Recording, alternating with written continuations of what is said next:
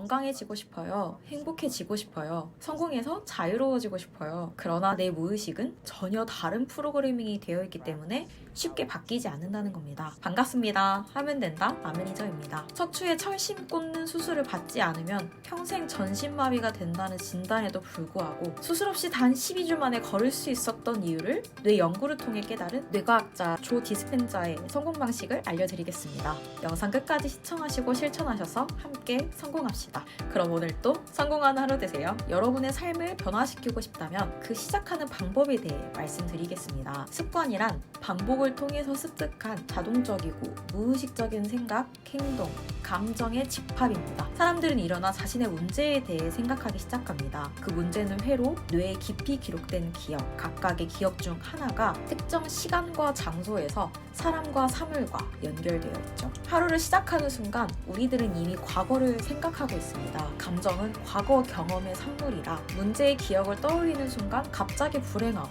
슬프고 괴롭죠. 그래서 현재 여러분이 어떻게 생각하고 느끼는지가 여러분의 미래를 만든다는 겁니다. 따라서 여러분이 하루 시작을 아무런 장치 없이 시작한다면 계속 과거에 머무를 수밖에 없습니다. 익숙한 과거는 조만간 예측 가능한 미래가 될 것이므로 대부분의 경우는 계속해서 같은 삶을 살아갈 확률이 매우 높다는 거죠. 그들은 무언가를 트윗하고 인스타그램을 하고 뉴스를 확인하고 그들의 삶에서 알려진 모든 것과 연결되어 있다고 느낍니다. 그리고 나서 그들은 반복적인 일상적인 행동을 합니다. 화장실에 가고 커피를 마시고 샤워를 하고 옷을 입고 같은 방식으로 차를 타고 이미 알고 있는 최적의 길로 출근을 하죠. 그렇게 일상이 되고 프로그래밍이 되어 인생의 자유의지를 잃게 됩니다. 따라서 주기의 반복은 사람의 잠재의식의 프로그래밍이 된다 는 겁니다. 우리의 95%는 컴퓨터 프로그램처럼 작용하는 행동, 감정적 반응, 무의식적 습관, 내재된 태도, 신념 및 인식에 암기된 집합입니다. 나머지 5%가 의식입니다. 건강해지고 싶어요? 행복해지고 싶어요? 성공해서 자유로워지고 싶어요? 그러나 내 무의식은 전혀 다른 프로그래밍이 되어 있기 때문에 쉽게 바뀌지 않는다는 겁니다. 그렇다면 어떻게 변화를 해야 하는 걸까요? 먼저 트라우마에 대해 이야기를 해봅시다. 왜 사람들은 트라우마 극복하는 것을 어려워할까요? 사람들이 충격적인 사건을 경험하면 머릿속에서 그 사건을 계속해서 연쇄의 반응을 일으켜서 반복합니다. 인생에 어떤 경험을 하면 할수록 여러분의 감정 지수가 높아지는 것이죠. 내가 주의를 기울이는 사건에 뇌가 스냅샷을 찍는데 이것을 기억이라고 합니다. 그래서 장기 기억은 매우 감정적인 경험들로 만들어집니다. 그래서 사람들은 경험 회로 내에서 신경학적으로 생각하고 감정의 경계에서 화학적으로 느낍니다. 따라서 누군가 또는 무언가에 대한 감정적인 반응이 있을 때 대부분의 사람들은 자신의 감정적인 반응을 통제할 수 없다고 생각합니다.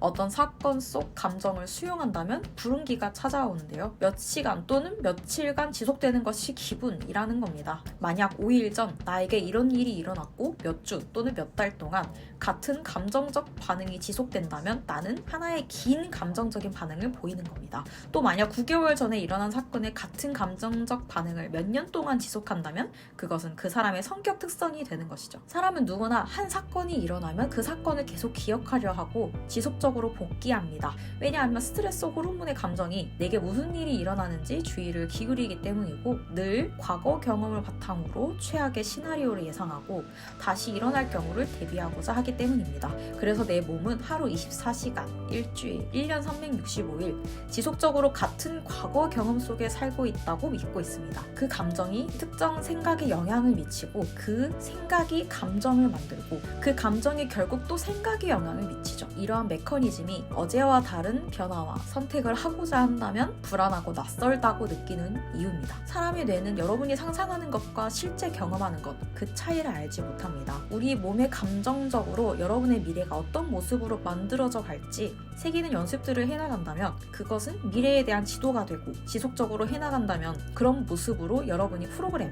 되어갈 것입니다. 그러나 실제로 그 미래가 나타나기 전까지 지속적으로 그 감정을 끌어가는 것이 쉬운 일이 아닙니다.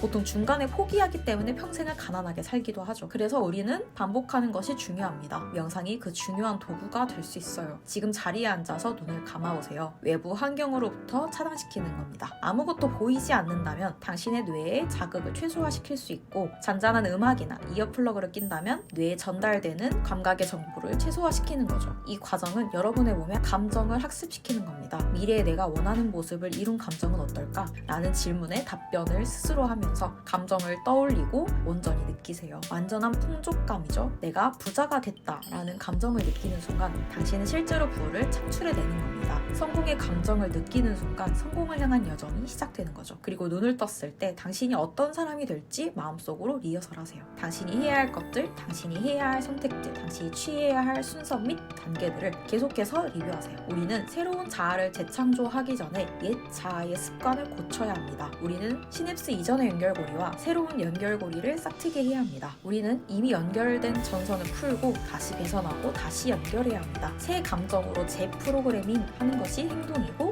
이는 2단계 과정입니다. 이와 같이 실제로 명상이라는 도구를 통해 재프로그래밍 하는 단계를 거쳤을 때 어떤 일이 일어나는지 실험해봤습니다.